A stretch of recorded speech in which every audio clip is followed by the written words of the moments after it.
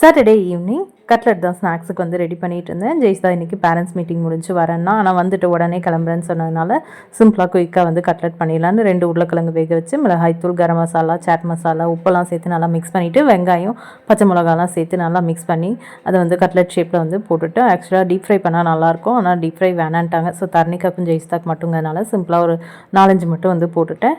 அதே மாதிரி பாசிப்பருப்பு போட்டு கொஞ்சமாக பாயசம் மட்டும் வச்சாச்சு. ஸோ இன்றைக்கி ஈவினிங் ஸ்நாக்ஸ் இதுதான். இன்றைக்கி ஈவினிங் கொஞ்சம் வெளியில் போகிற வேலை இருந்துச்சு. ஸோ அதனால் பார்த்திங்கன்னா எனக்கு ஃபேவரட்டான சாரீ கட்டலாம் அப்படின்னு சொல்லிட்டு எடுத்து வச்சுருந்தேன். இது வந்து என்னோடய சேலரியில் ஃபர்ஸ்ட் எடுத்த சாரீ.